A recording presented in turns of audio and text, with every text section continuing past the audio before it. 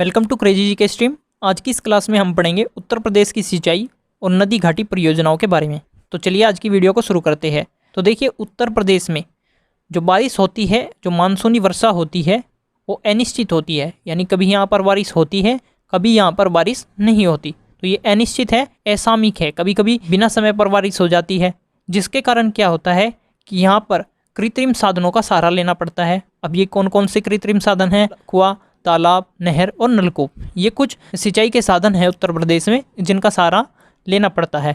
अब देखिए, प्रदेश में कुल सिंचाई क्षेत्र जितना भी कृषि योग्य क्षेत्र है, वहाँ पर 18.5% नहरों से, 73.6% नलकूपों से, 6.8% कुओं, तालाबों, झीलों, पोखरों और शेष अन्य साधनों से यहाँ पर सिंचाई की जाती है। अब सबसे ज़्यादा सिंचाई किससे की जाती है? तो नलकूपों के द्वारा यहाँ पर सबसे ज़्यादा सिंचाई की जाती है। और नलकूपों का प्रथम बार प्रयोग किया गया था 1930 में उत्तर प्रदेश के जिले मेरठ में। सर्वाधिक नहरों का विस्तार कहाँ पर है? तो पश्चिमी यूपी है ना। तो पश्चिमी यूपी में सबसे ज़्यादा नहरों का विस्तार है, यहाँ पर सबसे ज़्यादा नहर पाई जाती है। सर्वप्रथम सिंचाई कार्यालय कहाँ पर खोला गया? तो सहारनपुर में, यूपी के सहारनपुर जिले में खोला गया था 1823 में। आगे बात करते हैं पूर्वी यमुना नहर की। इसका निर्माण कब हुआ था? 1830 में। यूपी की ये सबसे पुरानी नहर है और यह नहर सहारनपुर जिले के फैजाबाद एक स्थान का नाम है, सहारनपुर जिले में जो पड़ता है, वहाँ से इसको यमुना नदी से निकाली गई है। तो ये नहर कहाँ से निकाली गई है? सहारनपुर जिले के फैजाबाद नामक स्थान से इसको निकाला गया है। इसे शाहजहाँ द्वारा खुदवाई गई थी 1631 में। तो जो मुगल शासक था शाहजहाँ, उसके द्वारा ये खुदवाई गई थी सन 1631 में।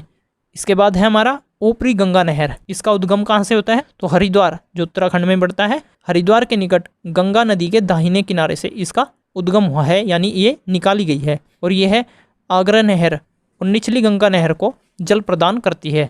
नेक्स्ट है मध्य गंगा नहर।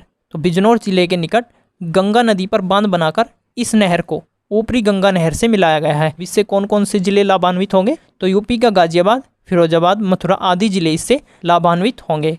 नेक्स्ट है हमारा निचली गंगा नहर। ये कहाँ से निकाली गई है? तो बुलंदशहर जिले के नरोरा नामक स्थान से इसको निकाला गया है। याद रखना है आपको, बुलंदशहर जिले के नरोरा नामक स्थान से इसको निकाला गया है। इस नहर की दो मुख्य शाखाएं हैं, एक है कानपुर शाखा और दूसरी है इटावा शाखा। ये दो इसकी प्रमुख शाखाएं हैं। आगरा नहर, यह दिल्ली के ओखला नामक स्थान से यमुना नदी के दाएं किनारे से निकाली गई है और यह है यूपी, हरियाणा, राजस्थान एवं दिल्ली, यहाँ पर ये प्रवाहित होती है। कौन कौन सी जगह? तो यूपी, हरियाणा, राजस्थान और दिल्ली, ये आपको याद रखना है। उसके बाद है शारदा नहर। यह राज्य की सबसे लंबी नहर है, तो सर्वाधिक लंबी नहर है ये। इसकी लंबाई की बात करेंगे, इसकी लंबाई कितनी है? 9,961 किलोमीटर इसकी लंबाई है। और यह है यूपी और नेपाल की सीमा, यूपी और नेपाल की सीमा पर पड़ता है बनवासा, वहाँ से इसको निकाला गया है। इस नहर पर खातिमा शक्ति केंद्र स्थापित है। तो खातिमा शक्ति केंद्र किस नहर पर है? शारदा नहर पर। नेक्स्ट है हमारा बेतवा नहर। यह बेतवा नदी से झांसी के निकट पारीछा नामक स्थान से इसको निकाला गया है। और इससे कहाँ कहाँ पर सिंचाई की जाती है? तो यूपी के झांसी, जालौन और हमीरपुर जिले में इससे सिंचाई की जाती है। नेक्स्ट है हमारा केन नहर। यमुना की सहायक नदी है केन नदी, वहाँ से इसको निकाला गया है पन्ना के निकट। पन्ना कहाँ पर है? मध्य प्रदेश में।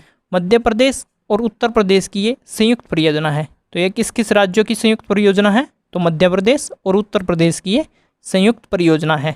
अब इससे कहाँ कहाँ पर सिंचाई की जाती है? तो राज्य के बांदा जिले और मध्य प्रदेश के छतरपुर जिले में इससे सिंचाई की जाती है। नेक्स्ट है घाघरा नहर, जिसे सरयू नहर भी कहा जाता है। यह बहराइच जिले की नानपारा तहसील में कतर कन्या घाट के निकट घाघरा नदी से इसको निकाला गया है। राज्य के बहराइच, गोंडा एवं बस्ती जिलों में इससे सिंचाई की जाती है। नेक्स्ट है गंडक नहर।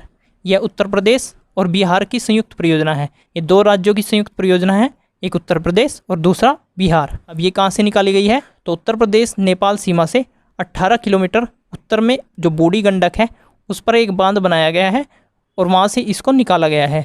और राज्य के गोरखपुर, महाराजगंज एवं देवरिया जिलों में इससे सिंचाई की जाती है। तो कहाँ कहाँ पर इससे सिंचाई की जाती है? राज्य के गोरखपुर, महाराजगंज एवं देवरिया जिलों में। नेक्स्ट है हमारा इंपॉर्टेंट है बाणसागर बांध और नहर परियोजना। यह 3 राज्यों की संयुक्त परियोजना है। कौन कौन से राज्य है? उत्तर प्रदेश, मध्य प्रदेश और बिहार। याद रखेंगे, उत्तर प्रदेश, मध्य प्रदेश एवं बिहार। इसका निर्माण कहाँ से हुआ है? तो इसका निर्माण हुआ है मध्य प्रदेश के शहडोल में सोन नदी पर बांध बनाया गया है, वहाँ से इसको निकाला गया है। राज्य के प्रयागराज एवं मिर्जापुर जिलों में इससे सिंचाई की जाती है। नेक्स्ट है हमारा हथनीकुंड बैराज परियोजना। ये 5 राज्यों की संयुक्त परियोजना है। कौन कौन से? हरियाणा, हिमाचल प्रदेश, उत्तर प्रदेश, दिल्ली और राजस्थान। 4 राज्य है इसमें और एक केंद्र शासित प्रदेश है दिल्ली। तो हरियाणा, हिमाचल प्रदेश, उत्तर प्रदेश, राजस्थान और एक केंद्र शासित प्रदेश है दिल्ली। इन 5 की ये संयुक्त परियोजना है। यह नया ताजेवाला बैराज के नाम से भी जानी जाती है। तो ये जो परियोजना है हथनीकुंड बैराज परियोजना, इसे नया ताजेवाला बैराज के नाम से भी जानते हैं। यमुनानगर जिले में यमुना नदी से इसको निकाला गया है। यमुनानगर जिला कहाँ पड़ता है? हरियाणा में पड़ता है। हरियाणा जो राज्य है उसमें यमुनानगर जिला पड़ता है और वहाँ पर बहती है यमुना नदी, तो वहाँ से इसको निकाला गया है यमुनानगर जिले से। ये भी चीज़ें आपको याद रखनी है। तो इस वीडियो में आज के लिए इतना ही। नेक्स्ट वीडियो में फिर से आपसे मुलाकात होगी एक नए चैप्टर के साथ। तब तक के लिए नमस्कार।